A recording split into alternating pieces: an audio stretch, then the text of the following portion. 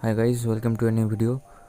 Today we'll be talking about what is Krishnamurthy number and how can we check a number is Krishnamurthy number or not. So let's see what is Krishnamurthy number is. So a number which every digit's factorial and the addition of factorials should be equals to the number. So let's take an example of 145, which I'm taking 145 as a example, and so if we calculate the digits of 145 of every digit's factorial, so that will be, and this sign is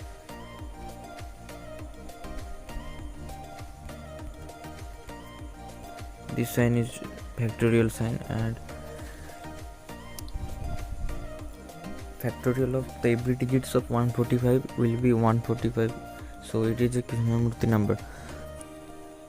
So first of all, in the Python program, we are first going to separate the everyday digits of the number, and then we are going to calculate the factorial of every digits and then addition with that, and we'll check if it's equals to the number or not.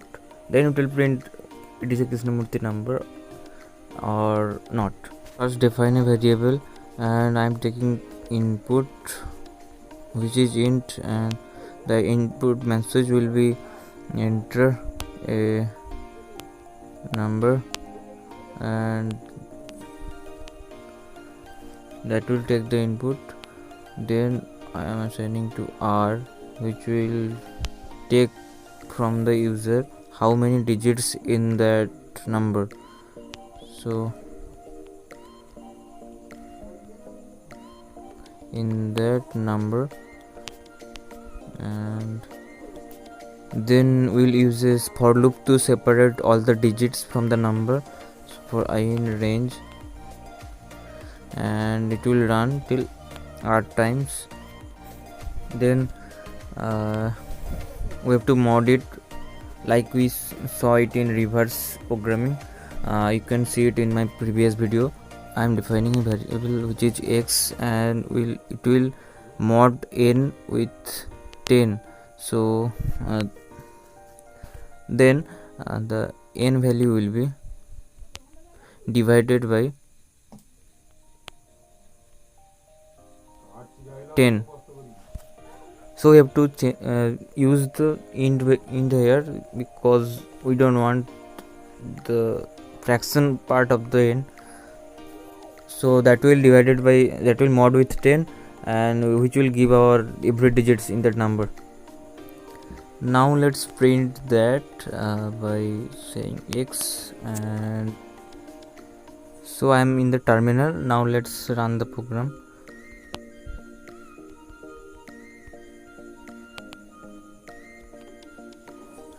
And it will be 145. So it has 3 digits, so 541. So we got the digits of that number in separately. Now let's write a for loop which will calculate the factorial of our digits. Then the loop will be run from 1 to x plus 1. So first value of the I will be 1, and the last value of the I will be x plus 1. After defining the for loop, we'll have to define a fact variable, so that we can calculate the factorial. So fact will be fact into and I, and it will calculate our factorial of every digits. Then let's print fact. Now in the terminal, let's run the program, and I'm inputting 145, which digits is 3. So see here, we got 120, which is the factorial of 5, and 24, which is the factorial of 4, and 1 which is the factorial of 1. So we got 5, 4, 1 factorial. Then we have to sum it. So first let's define an add variable. So I'm defining add variable which initial value is 0, and which will add all of our values. So add will be equals to add plus and fact. So then let's print add here, and now save it. Now if we run the program, then we can see then 3, and now we got 145 in the last, so it is the final value of our program. So then let's print it here and save it, then run it again. So 145 and digits is 3, so we got 145. Then let's put an if else condition here. If before writing the if condition, we'll need to save the number to a temp variable, and then because the in value in the final loop which will become 0, so we can get the in value which is 145, so we have to save it to temp. So then next, if the temp is equals to add, then it will print it's a Krishnamurthy number, and in the else it will print it's not a Krishnamurthy number.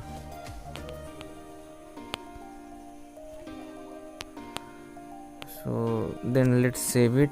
If we run the program again, then so 145, then 3, so 145, and it's a Krishnamurthy number. So let's try with some other values like 134 and 3, so it's not a Krishnamurthy number. So that's it, this is our program. Then let's put a hashtag here and let's save it. So that's it, see you in the next time, bye bye.